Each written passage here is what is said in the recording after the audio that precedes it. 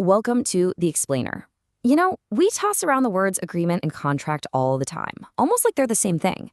But in the eyes of the law, oh, they are worlds apart. Today, we're going to clear up that confusion once and for all. You've probably heard this classic legal phrase before, right? It sounds super simple, but the more you think about it, the more it kind of messes with your head. It's like a riddle, and solving it is the key to understanding how deals and promises actually work. So, let's do this. Let's crack this puzzle together. And to do that, we have to start with the biggest, most fundamental piece, the agreement itself. All right, first up, the agreement. I want you to think of this as the massive, giant universe where every kind of deal begins its life, whether it's huge and important or super small and casual. So, what does the law actually say?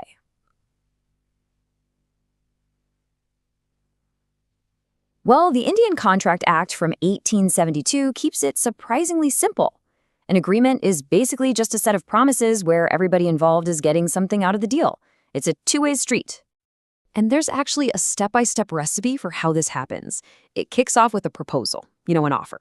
As soon as someone accepts it, that becomes a promise.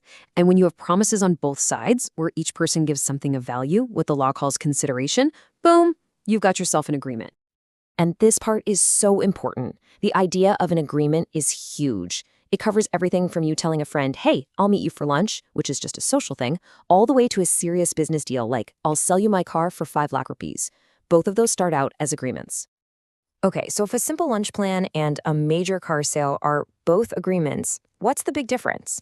What is it that turns one into a legally binding contract? Well, it all comes down to passing a really specific legal test. This right here, this is the secret sauce. It's the one thing an agreement needs to level up and become a contract. It has to be something a court can actually enforce. See, your friend probably can't sue you if you flake on lunch, but you can bet that a car buyer can take legal action if you try to back out of that sale. So what gives an agreement this kind of legal superpower? It's not just some random feeling. The law is incredibly specific about this. It's basically a checklist that every single agreement has to get through to pass the test. According to Section 10 of the Act, here's the list. First, everyone has to agree freely. No one can be forced into it. Second, the people involved have to be legally able to make a contract, so they're adults, they're of sound mind.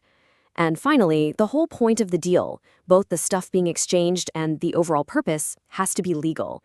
Makes sense, right? You can't have a contract to do something illegal. And when an agreement manages to check all those boxes and pass that legal test, it goes through this amazing transformation. It becomes something way more specific and way, way more powerful. And here it is. The official definition of a contract couldn't be more direct, and it builds perfectly on what we just talked about. A contract is simply an agreement that is enforceable by law. That's it. It's just an agreement that passed the test.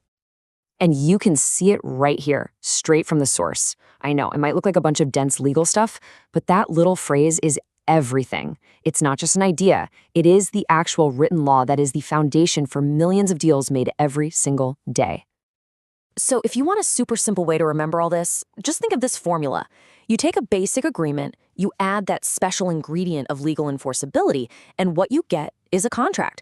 Every single valid contract on the planet follows this exact recipe. Okay, so we've got all the pieces laid out on the table. Now, let's put them all together and finally officially solve that puzzle from the beginning. And just like that, this phrase makes total sense, doesn't it? A contract is just a special, legally powered kind of agreement.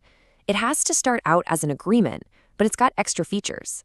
So yeah, every contract is an agreement, but not every agreement, like our lunch plan, gets to level up to become a contract. So let's really break it down side by side.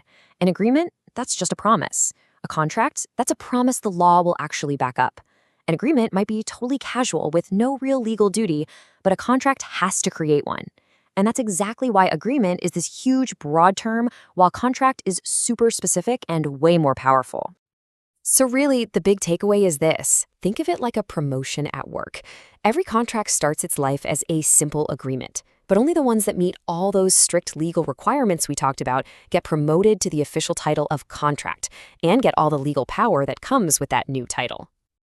Now, beyond just being a cool legal brain teaser, Why does any of this actually matter to you? Because it has real-world consequences.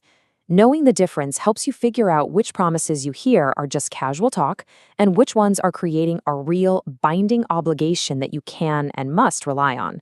It's all about protecting yourself and knowing your rights. So we'll leave you with this question to chew on. Now that you know the difference, just think about your average week. Buying a coffee, downloading an app, clicking I agree on a website. How many legally binding contracts are you a part of without even thinking twice about it? The answer is probably a lot more than you think. Thanks for watching The Explainer.